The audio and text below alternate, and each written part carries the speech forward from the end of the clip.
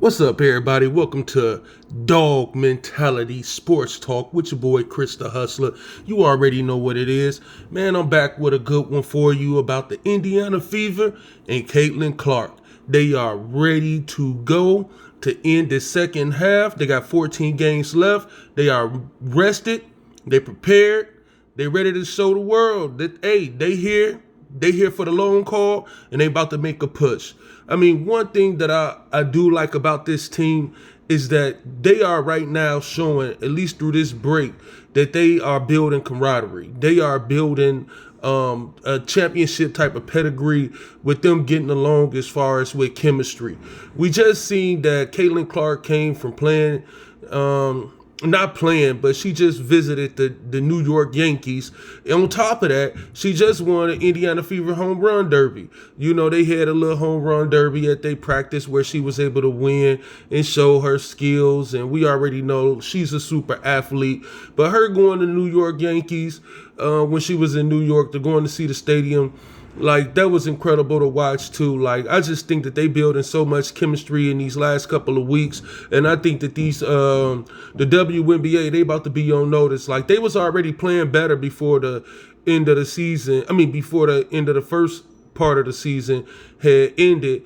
And so they was already building that chemistry, but now I think that they really about to put it together and be able to run a couple of games and be able to put themselves in a better spot. Right now they're in the seventh. They might creep into that sixth or fifth spot. You never know. But just get into the playoffs, make some noise, and I think that they will be able to do that, led by Caitlin Clark and Aaliyah Boston.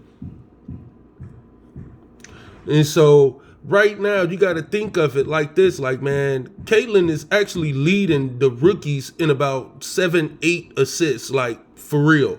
You know, right now, what's she averaging? 17 points a game, 8.2 assists, 5.8 rebounds, 1.5 steals per game. I mean, she done hit 71 three-pointers, 138 field goals, shooting 89% from the free throw line. Like, I mean, what else can we say? I'm talking about remarkable. She is definitely a big cause of why so many fans are here. She definitely a big cause to why I'm here, even though I've been watching the WNBA since the earlier days, since the early 2000s or late 90s, I should say, with Cynthia Cooper and the Houston Rockets. But this right now is all about Indiana Fever. And so they got 14 games left. To me, I expect for them to at least win 9. Like, if they can win 9, I think that they can move up a couple of spots. They got to be over 500, and 500 to death, that's 7 games. And so I think that right now they're a better team than a 500 team. And so I don't see why they can't win 9 of these last 14 games. You know, it's going to depend on a lot of stuff. It's going to depend on that chemistry because they got the talent. And another thing is going to depend on, more importantly, is Christy Sides and how she going to, determine how she going to be able to run these players and run her offense. Now, Christy Sides has taken a lot of heat over the last couple of weeks, last couple of months, ever since the season pretty much began. And a lot of Indiana Fever fans and Caitlin Clark fans, they really don't like her. But this last 14 games and going into the playoffs, in the playoff games, she has to show that, she's going to be on this team for the long haul, or she's definitely going to be getting replaced. And a lot of the fans, y'all already know who y'all want. And, I mean, Cheryl Miller is a great person, but, I don't know about her coaching style in particular, but I do know that a lot of fans do want her just from her expertise, her being around the game, her being knowledgeable of the game, her understanding what a star is, and to bring and attract other players to come and play for her. I think that's the biggest thing that Cheryl Miller can bring to the Indiana Fever if they do decide to go with her over Christy Sides, is that she would definitely demand other players to come in and play for her, because they would definitely love to go and do that. And so we're going to see. But like I said, man, they done a lot of team bonding and team chemistry and all that other good stuff. Aaliyah Boston done came into form, and she look a whole lot better. I just seen Alyssa Smith was celebrating a birthday not too long ago, but her and Kelsey Mitchell, who finally healthy, like, for real. And so, like I said, now they all know their roles, and so that they can all play together without having to step on each other's toes. They understand now playing with Caitlin Clark. Aaliyah Boston know where she needs to get the ball at.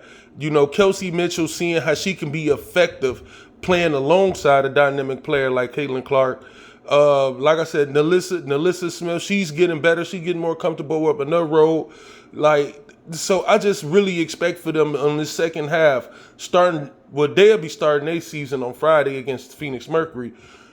I'm expecting for them to be able to put it all together right now. I don't see no reason why they cannot. They was already playing a lot better. You know, Christy's side, she done had all of this time to evaluate the first half.